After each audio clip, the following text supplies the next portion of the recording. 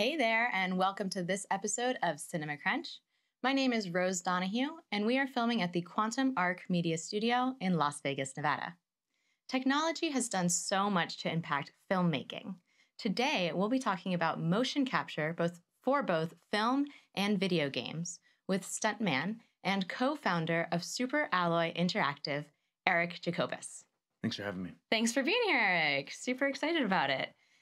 So I'm going to admit, and I kind of said this to you already, you're doing very technical work with the motion capture. So this is new to me. So I'm excited. I've done some research, but I'm really looking forward to hearing a bit about your experience actually doing it. Okay. Why don't we start with a little bit of history on you? Sure. You've been doing stunts for a long time. You've been studying stunts and violence. Can you tell me how you got started? I've been studying violence. That is the truth. You know, it started out back when I was a kid in a small town in Northern California and really wanted to make action films. I was a big fan of Hong Kong movies. Started out actually as a techie. I was a programmer. I did PHP and Visual Basic Programming when I was 15. And I made a website where I reviewed Hong Kong movies, Jackie Chan movies and things like that, which were kind of fresh at the time. This was in 1997, 1998. And reviewed so many of these movies that I decided, well, why don't I just go try and make my own? Because I started seeing how these action scenes were put together. And I didn't have much martial art experience, but I figured, I'll give it a shot and I'll start training. And, if I ever wanted to actually do this in real life, I knew I had to actually put content out there. For sure. Because we're so far away from Hollywood and I was so inexperienced that if I wanted a shot, I had to just make my own stuff. I wasn't going to go down to LA and ace an audition, right? I was going to be competing against people that had done martial arts their entire lives. So, but I found that I could fall down pretty well. I could hit the pavement without pads pretty well. And so over the years, we did a bunch of short films and did some feature films, and then I did end up working in Hollywood. Did some stunts in Hollywood. They don't really like. And by the way, when I was doing these short films, as you know, when you're making films, you learn to do everything. You understand the writing. You might just want to do acting, but you're going to learn writing, producing, directing. You're going to learn the whole thing. And I learned camera and editing also, and how camera and editing affect action. And it was so critical that camera and editing were right, And that was why I was such a fan of the Hong Kong films, because they really nailed that. And I took that model, and that's what we did our short films with. But Hollywood has a very different model. They have a very kind of almost like an assembly line, where as a performer, you go in, they say, do your stunt, and they don't really want you to tell them how to shoot it. They've got that figured out. They've already storyboarded it. It's already done, right? So, and then I did some jobs doing previs and things like that where I could actually use my filmmaking skills. But then I did this short, goofy YouTube series called Tekken in Real Life, where I copied video game moves. And then Sony found it, and they hired me to do Kratos' motion capture. For God of War. And I did the combat motion capture for God of War, as well as for, a bunch of other games after that. What a wild ride for you. It makes so much sense. That's really the way to get into the way to find opportunities today, is to make your own content and just if you're not doing it, you're not getting practice. Exactly. So. Yeah, exactly the same with like the open source movement wouldn't exist if people weren't in their basements just programming away and making stuff, right? Yeah. Not that education is bad, but it didn't start there. It starts with people wanting to just make something. I'm interested hearing that you started doing programming and tech stuff, because that's so relevant to what you're doing now. Yeah, I didn't see it coming. Yeah, right. I didn't see it coming. It all adds up. Yeah, it's kind of a domino effect. I mean, it helped in terms of making websites and actually getting our name out there. And, you're talking about before YouTube, back when you had 20 megabytes on a GeoCities page, and you were, we managed, and I managed to get the software and edit and make a website out of PHP, and it was very easily searchable. And, and that helped us for a while. And then for a long time, that tech stuff kind of laid dormant. Sure. And then when we actually made a company, SuperAlloy, we started actually utilizing that technology again. And now it comes like full circle now. Totally. Almost 20 years later. Yeah. So you're using the XSEN? We use XSENs. XSENs. Okay. XSENs, yeah. That's the way to say it. Okay, yeah. Awesome. Yeah, and so with motion capture is pretty simple. Okay. You put a suit on. Which is the XSENs. Which is the XSENs. For anyone who doesn't know. That's our suit. And then other people use Vicon Sometimes you'll see behind the scenes of Andy Serkis and these guys wearing motion capture suits, and they'll have these reflective balls on it. Those are called passive optical systems, where there are a bunch of cameras and they literally just look at you and they figure out what you look like in 3D, and then they record it into a computer, right? And then with XNs, it's inertial, so there's no camera. And so it's just these accelerometers that are in the suit. It moves around, but it works the same way. So you move around, it records it into a computer, and now you have computer data on movement. That's awesome. Yeah. So with SuperAlloy Interactive, you're recording those things and then just sending that content off to pretty much the editors, or pretty much. Well, we will have a game company hire us to do any number of things in a game or a movie sometimes. But let's say, for example, a game, they say, we want you to do motion capture for our in-game characters, and also we want you to previs for our cinematics, for example. And so I might help create the shot list, if we're building a navigation system for a character or a combat system, or they will have their idea. Whatever it is, we shoot with them. They do it over Skype a lot of the time. Sometimes they come here. Sometimes we take the system to them because it's portable. So it's very modular. And the nice thing about the XN system is that it can kind of fit into a production workflow anywhere they need it to fit. So we're very agile. That's great. Yeah. And so we find that we're able to get things done very quickly. That's great. Yeah, it's always good. Plus, since we have, since I'm a stuntman, I can do almost any motion capture that they need. I don't need to go and cast stunt talent. That helps, yeah. But, we're based in Vegas, and I can get any physical talent that, exists under the sun. There's a lot of opportunities here. So if I can't do it, I'm not going to learn how to be a contortionist for a movie, right? I don't have enough time. So I'll just hire one. Perfect. Yeah. I was wondering, what's the benefit of having someone in one of these motion capture suits, whatever it may be? What's the benefit of doing that rather than having an animator just animate someone? Sure. There are costs and benefits. The benefit is that you get very human-like movement. Takes less time. Of course, there's a style to hand animation, and it'll always be around, right? It's like claymation will always be around. Painting will always be around.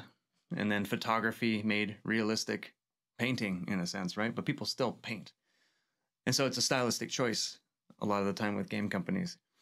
What they're trying to do, typically when somebody wants to do motion capture in a game, it's because they're trying to create a level of immersion that looks realistic, right? And not fantastical, right? Even for sometimes with fantasy, they'll still capture human movement. But the thing is that in 3D, when you capture human movement, you can kind of stretch things out. And, you can do a standard punch, but then they can kind of stretch it out and make the arm really long. And then they can move the spine around. They can really kind of mess with it and make it, look a little bit, creature-like, for example. But if they're trying to get humanoid, realistic movement, they want to touch it as little as possible. They don't really want to mess with it, because the more that they touch it, the more it starts getting into that uncanny valley kind of area. And that's typically why they go with motion capture. Okay, very cool. You could do it with animals too. You could do it with horses and dogs. It's been done. It's pretty cool. Yeah. Like a little dog suit. Yeah, a little dog suit. That's right. We'll put the little markers on it. That's awesome. I think I did see a photo of that, and it did look adorable. Yeah, it's funny. Yeah. Very cool. So yeah, you guys pass it off. You let the editors do their thing, and then you're on to the next one. That's it. Yeah. Awesome. That's it. And part of that process too is helping them figure out.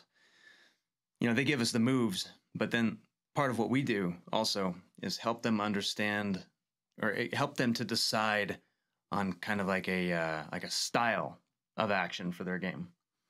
And so, I'll do the movement, but there's also going to be a style when there's interaction, right? Like when the main character fights a villain in the game, should it be hyper violent, right? Should it be funny? And so that's what we'll also do is consult with the game developers and say, what kind of game are you making? Are you making a hack and slash? Well, maybe the fight should be short and sweet, right?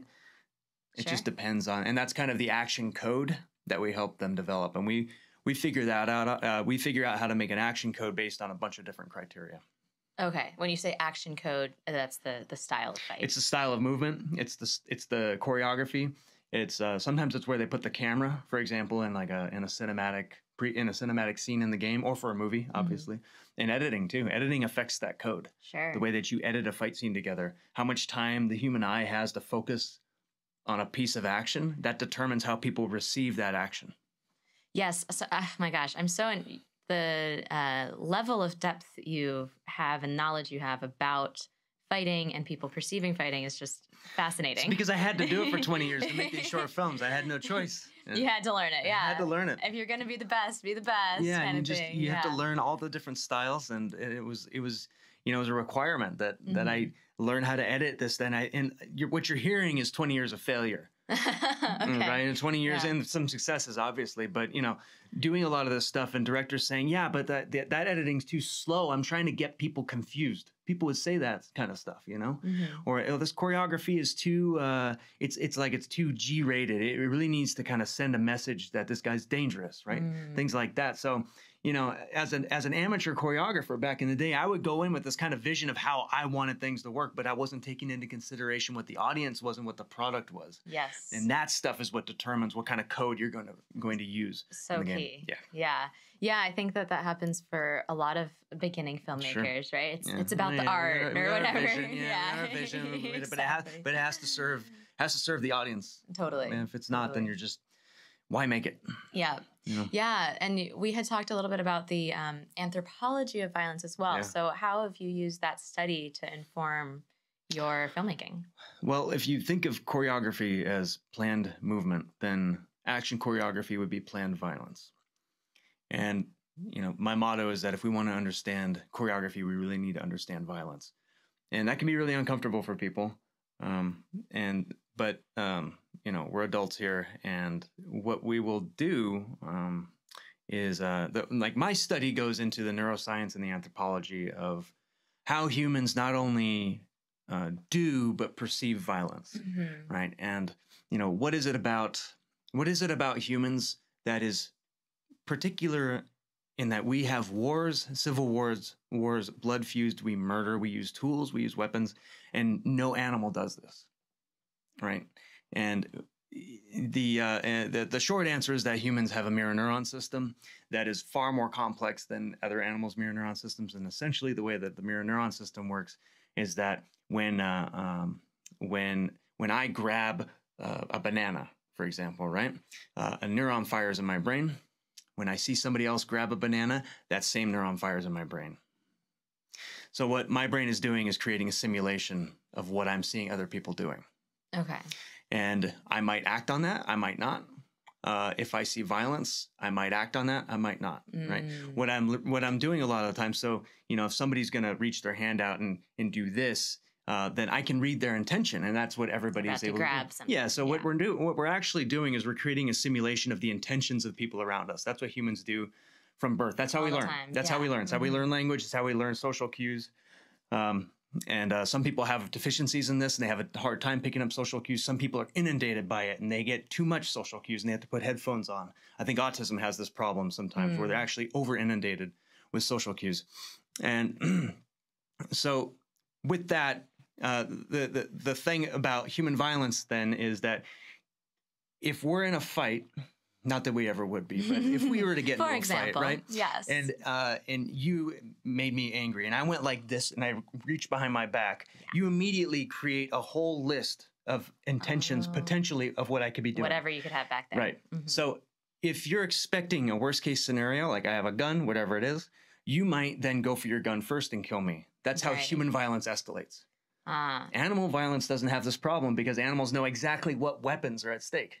There are no tools. Weapons. No, yeah. Yeah, you have their claws, thumbs. teeth, claws and teeth, right? Right. So animals don't fight to the death very much. Not within their own clan, that's for sure. They'll kill others, but they won't rival to the death. And so that kind of propensity of human violence to escalate to the extremes, René Girard calls it escalation to the extremes. And this is where I get all of my information from about this is from him. And the ancient society realized that this is such a contagious problem, where if you and I are escalating violence and people are also reading that violence and, you know, I kill you and then somebody avenges you, this is particularly human. It's particularly human. Okay. other animals don't really do this stuff. They don't have blood feuds. They don't have civil wars, but we do. So human society created all these interesting rituals in order to clamp down on this stuff, ranging from, okay, stop, let's set you up in a ring, duel to the death, go. And the winner, at least it's in a ring. Then it's in a ring, and the winner is the winner, and nobody can avenge the loser. Right? Got it. That's what a duel to the death was. So that would be, you know, samurai, gunslingers. They had that kind of code with them, right? And then, you know, but that still causes blood. Blood is a sign of violent contagion. If you want to try and cut down on the blood, you do sport. So maybe a fist fight, put gloves on. Now it's a little bit safer, a little bit less blood. And then you can get into combat sports. And then finally, if you really want to make it totally uncontagious, you do sort of ritualized choreography, which would be like a warrior dance or, you know, traditional kung fu. Yeah. So you've done all this research. So, and all of those are factors into how you decide. All of those different methods of controlling violence and of perceiving violence too, because people are always going to be party to this. Those all represent film genres. Ah, okay. So the duel to the death. Well, if you look at samurai films and Western films, they're shot the same in a lot of ways. The pacing is very much the same. The fight scenes themselves play out very similarly because there's this extreme deference to the weapon because they know that the minute somebody is touched by that weapon, it's death. So a lot of the choreography is build up. Build up, build up, build up. Now, it might be portrayed differently. In the Western, you go in here with the eyes. And with the samurai film, maybe they'll just sit wide, kind of like a kabuki theater. And then, bam, bam, bam, bam, the fight's over. Both of them. Quick, yeah. Yeah, because there was this respect for that weapon. Yes, okay. And that might be something where we say, is it that kind of game? Right. Is your hero killed with one hit? Maybe we play it like that. Right. Maybe we play the cinematics like that too. Wouldn't make sense if the cinematics looked like a kung fu movie, but you could be killed with one hit. It doesn't really play together, right? So that's the kind of stuff that we consult people with. Yeah. And try and lay out all of that foundation. I know you mentioned in one of the videos I saw online, vertical integration. Yeah. Yeah. Can you kind of break that down a little bit for me? So exactly. And that plays into this exactly. When we were doing our action films back in those indie days, I guess we're still indie in a lot of ways to this day. We still make stuff. We're always trying, you know, we always have to try to. It's always good to keep making something. Yeah, to keep making something. Even when you're a pro. Exactly. You know, like if the only thing that you're able to do is with your latest contract, it's like that might not come out for 3 years. How are you going to make a demo reel? So we're always testing it out. The process that we use is something I call vertical integration. If you look at the best action films, John Wick, The Raid, Ong Bak, The Matrix, what you'll find is that they have a very similar process that Hong Kong films had, which is that every piece of the production pipeline understood the action. Every piece of it. Old school Hong Kong Chinese martial art movies, the camera guys probably had some kind of cultural understanding of martial arts. The editor understood it. And of course, the performers and the choreographers understood it too. And we took that and did indie films with that same process. And so I liken it to a Jenga tower, where if any one of those pieces is out of whack, if the camera doesn't see the action, then it falls over. The whole tower falls over. Now you'll still have kind of a rubble of a fight scene. You'll still have a movie. You can have a scene, I guess. Have a scene. There's movement. Yeah, you know, they moved around and fought. And unfortunately, if that movie does well, despite that terrible action scene, the producer might look at that and say, well, apparently that rubble works. You're like, no, but it could be better. It's hard to get in there and do that. But then when you have movies like The Matrix, they come in where you have, you know, Hong Kong filmmakers leaving Hong Kong before the handover in 1997. They all came to the U.S. You had Rush Hour. Sammo Hung did, Martial Law. Michelle Yeoh was in Tomorrow Never Dies. Jet Li did Lethal Weapon 4. They all came over at that time and introduced their way of filmmaking, and it totally blew up. It was a huge success. Yeah. And Yuen Woo-ping was another guy, and he worked with the Wachowskis, and the Wachowskis said, you know what, just make these action scenes how you want to make them. And he integrated the filmmaking style with the rest of the film, and that's why those fights are seamless in that film. Yeah, I want to, so just to kind of break down vertical integration a little bit more, the blocks on the Jenga tower, from what I have written, there's previs, choreo, performance, camera work, edit, and sound. Yes. So if any of those elements are out of place, that's when the whole scene gets a little out of whack. Yep. That's when it just doesn't feel like it's part of the movie. Sure. Something's just off. Yeah. And again, with action, it might pass still, right? A better example would be comedy. Okay. If you have a great comedic scene, it's because you have all those elements in place. And if a joke or a comedy scene fails, the movie fails. Sure. So that's even though we're in action, I actually use comedy as an example a lot of the time. Yeah. To try and push the message that if your action fails, the movie will fail, even though it might not. But I do want them to believe that. Depending on whether flashy explosions or whatever in there. You never know. Yeah, well, comedy is high risk and Absolutely. Action is high risk. Yeah, so it makes sense absolutely. that they have that kind of handshake and parallel. Yeah, and it's really hard in the Hollywood kind of pipeline. It's really hard to make comedy work.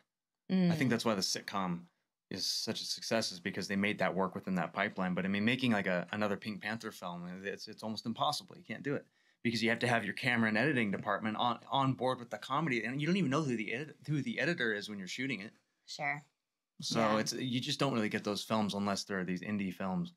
And plus, if you're trying to make a global film, trying to sell comedy globally now, it's a huge risk. Even though I think it's possible, but usually a distributor is not going to want it. They're just going to... It's tough. Well, there's so many different types of comedy. Yeah. I mean, just across the U.S., but around the world, people really have different feelings towards it. But like the vertical integration is how we approach action, to try and really work the action scene into the process of the game in this case, and in movies too, if we can. But with gaming, it's actually easier because in gaming, all processes are happening at the same time already. Okay, how do you mean by all processes? Because they're at the same time that they are creating characters and levels, they're doing the sound design at the same time. It doesn't all come at the end. It's all happening at the same time. So it looks like a spiral. All these processes going at the same time, and there are these checkpoints where they make a vertical slice, and they're doing alpha and beta and all that stuff. And so since they're doing everything at the same time, they understand vertical integration. And it's like second nature to them. Okay. That's how we can work with them so easily. So you're kind of bringing this game development technique into the film industry. We're working on it. We tried to use it in the film industry, and it's hard because film is linear. Yeah. You do the previs, that's done. And you shoot it, and that's done. And then they edit it, and that's done. You have to plan ahead. And then the sound, and that's done. Yeah. And if not everybody's on board, you make a mistake here, either you got to reshoot it or they're just going to try and fix it over here somehow. Sure. And it's not integrated. Sure. It's really hard to do that. It's tricky. Do you prefer working with video games or do you prefer cinema? Oh, that's tough. That's tough. I mean, there's always a part of me that's going to always want to do filmed. There's just something, it's so tactile. And, you can never capture human movement exactly with motion capture. I look at motion capture as a new way of telling action stories. And video games the same way, right? What's nice about it, too, is that indie filmmakers can now get access to software like Unreal, Unity, and make action games, action movies even, using 3D. And with a team of 2 people, you could actually make an incredible action movie in 3D. So it's one more tool to really kind of boost the quality of movies in general. Very cool.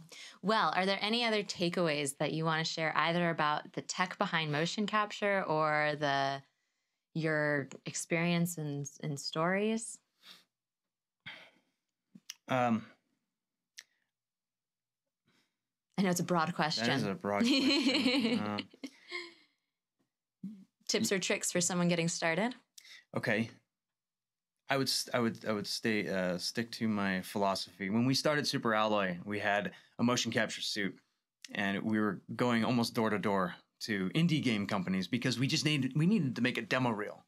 Because I'm not a game developer. I can make movies. I can do the action, but we needed a game to put the motion capture in to demo what we could do.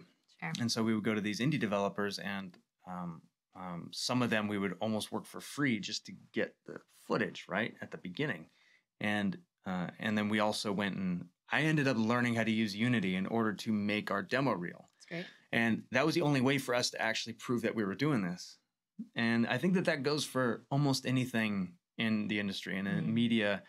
If you're not, if you have to be able to learn how to make something and promote whatever it is that you can do. Otherwise, your resume doesn't really mean anything. Even your IMDb doesn't mean as much anymore. People want to see a reel. People want to see what you're doing and what makes, you know, what is it about your process, your art that makes it unique and marketable.